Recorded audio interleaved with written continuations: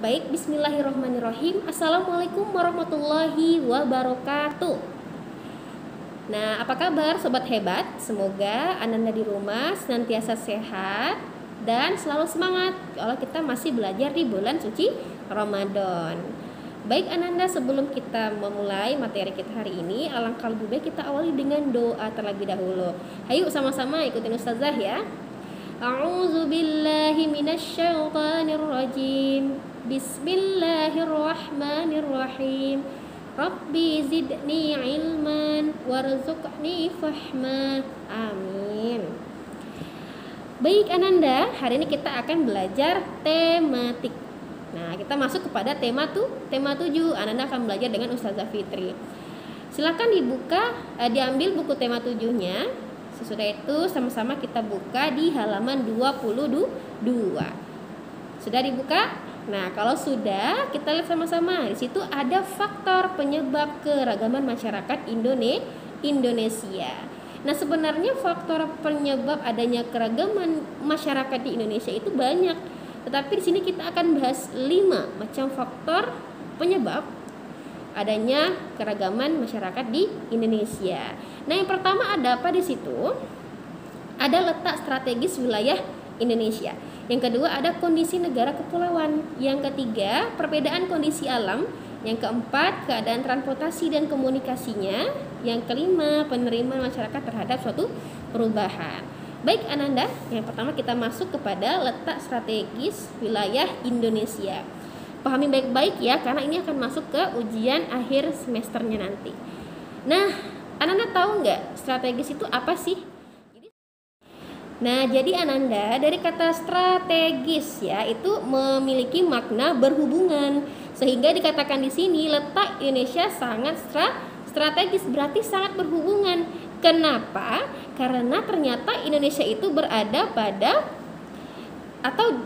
di tengah-tengah di antara Samudra Hindia dan Samudra Pasifik. Oh, ternyata selain di antara kedua samudra itu, Indonesia juga berada kepada 2 benua. Apa itu? Di antara benua Asia dan benua Australia. Nah, karena letaknya yang strategis itu mengakibatkan Indonesia itu berada di tengah-tengah ya, lintas perdagangan. Makanya sejarah mencatat bahwasannya dulu di zaman nenek moyang kita ya, orang-orang itu banyak sekali nih dari negara-negara luar atau negara-negara tetangga masuk ke negara kita untuk berdagang. Dan ternyata selain tujuannya untuk berdagang, mereka juga membawa pengaruh ya, mereka membawa agama, adat istiadat, kebudayaan dari negaranya masing-masing. Makanya di Indonesia itu banyak sekali agamanya ya. Selain agama Islam, ternyata kita ada agama Kristen, Katolik, Hindu, Buddha, dan Konghucu. Seperti itu ya. Makanya mungkin ada yang tetangganya orang Cina, ada tetangganya orang Kristen. Itu wajar karena kita berada di Indonesia. Begitulah sejarah mencatat. Nah, selain adanya agama, ada adat istiadat. Makanya dari sebanyak pulau ternyata juga mencatat banyak juga suku bangsa. Makanya Indonesia itu terkenal kan kaya bangsanya sendiri. Kenapa? Karena dengan banyak sekali suku, mereka itu istilahnya menanam suatu kearifan lokal. Jadi masing-masing suku itu memiliki sendiri kearifan lokalnya. Seperti itu. Lalu ada kebudayaan. Nah, kalau kebudayaan biasanya itu pengaruh mungkin dari tren pakaian, tren makanan ya. Contoh kalau yang dari Korea memberi pengaruh makanan atau pakaian, atau yang dari Amerika juga seperti itu, tren model pakaian dan sebagainya. Yang kedua ada kondisi negara kepulauan. Nah, ini keadaan geografi ya, Indonesia itu merupakan wilayah kepulauan yang pada tahun 2016 di bukunya bisa dilihat itu mencatat adanya 13.466 pulau. Dan ternyata di tahun 2017 ya, berdasarkan data dari Kementerian Kelautan dan Perikanan atau yang kita sebut dengan KKP, di tahun 2017 Indonesia mengklaim lagi adanya 2.590 pulau bernama, sehingga jumlah pulau di Indonesia bertambah menjadi kurang lebih 16.056 pulau. Banyak sekali ya, banyak. Contoh kecil deh, di Pulau Karimun. Di Pulau Karimun itu banyak ya, selain Tanjung Balai Karimun ada Pulau Buru, Kundur, ya, Durai, Belat, dan banyak sekali. Nah itu di Karimun ada banyak, apalagi di luar, ya. Tuh Anda juga harus tahu. Nah, yang ketiga ada perbedaan kondisi alam. Nah kalau perbedaan kondisi alam itu seperti apa? Contoh nih, ada sebutan, kamu anak pantai, anak gunung, anak kota. Nah ya kan, ada seperti itu.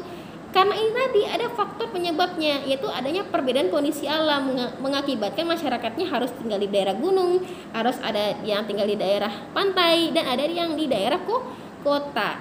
Ya, nih karena banyaknya pulau-pulau tadi, tiap pulau tuh dibatasi lautan. Makanya kalau orang Karimun mau ke Tanjung Pinang atau ke Pulau Bintan itu kan dibatasi lautan, berarti kita harus menaiki transportasi kapal. Nah untuk datang ke pulau tersebut, seperti itu. Nih, Indonesia merupakan negara vulkanis. Tahu nggak negara vulkanis itu apa, Nanda?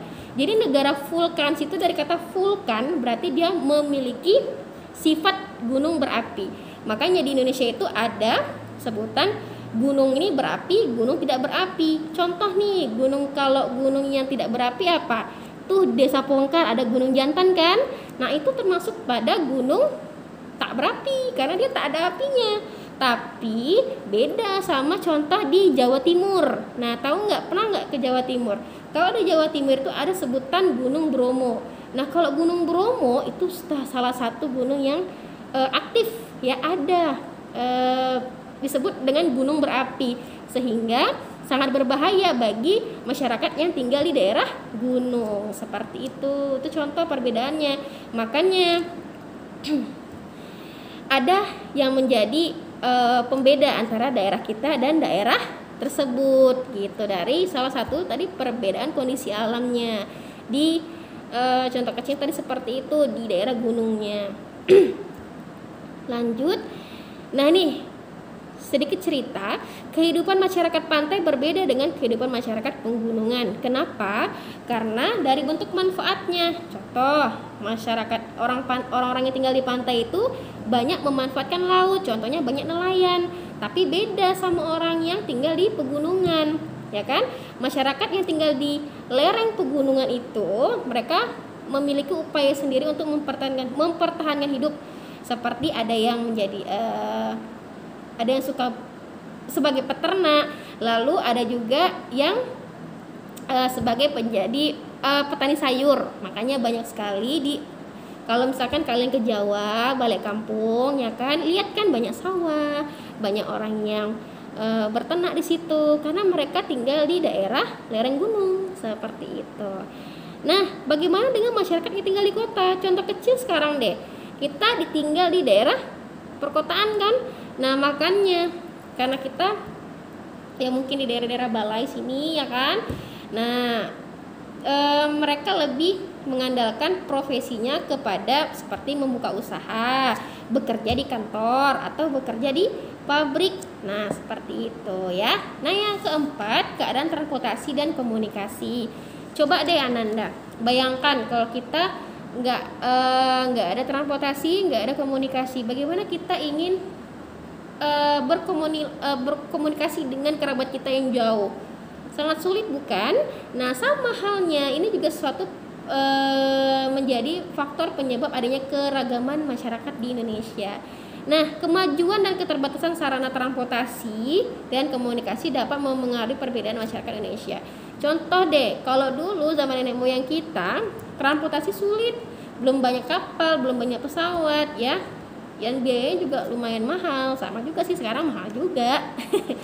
Tapi setidaknya selain kita kesulitan di transportasi, kita masih bisa melewati sistem komunikasi seperti media sosial misalkan, ya kan, dari bentuk alat elektronik seperti handphone, ya kan. Nah dari handphone itu kita bisa berkomunikasi, selain nelpon kita bisa video call. Itulah namanya kemajuan teknologi, sehingga memengaruhi juga cara berkomunikasi kita. Jadi komunikasi itu ada dua ya, ada bentuknya komunikasi langsung, ada yang tidak langsung. Kalau komunikasi langsung ya kita melalui transportasi dong.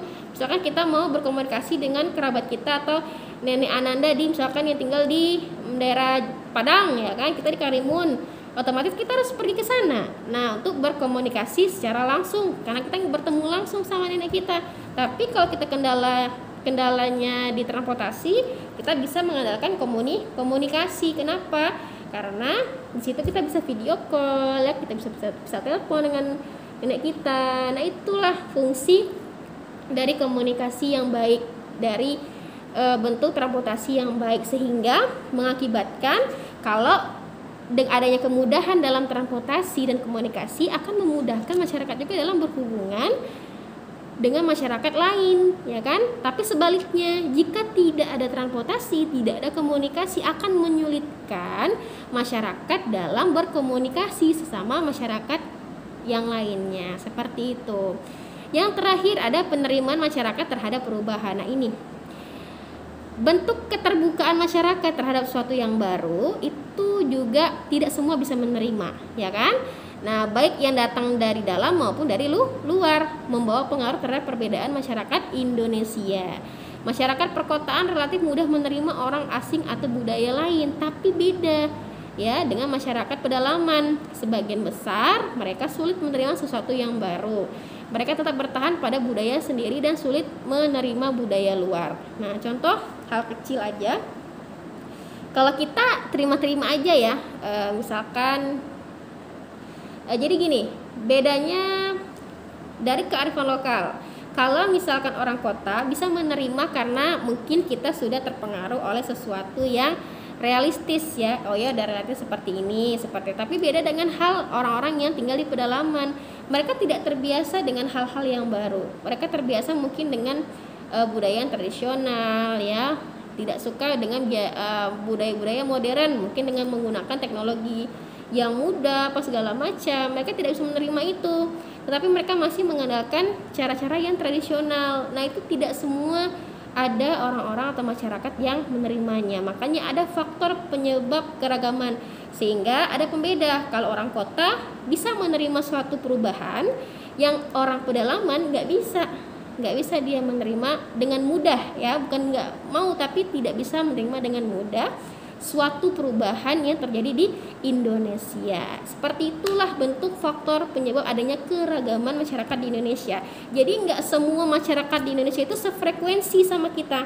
Contoh nih, kepala ustazah dengan kepala 28 siswa ustazah tak semua sama. Pasti ada yang beda-beda frekuensinya. Ada beda-beda pendapatnya. Sama juga, itu termasuk juga penyebab adanya keragaman di Indonesia. Seperti itu ya.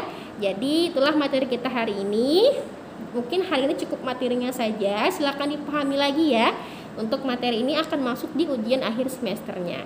Baik, terima kasih Ananda. Cukup sekian materi hari ini. Sama-sama kita ucapkan hamdalah, alhamdulillah. Sekian pembelajaran hari ini. Sampai jumpa di materi selanjutnya. Wassalamualaikum warahmatullahi wabarakatuh.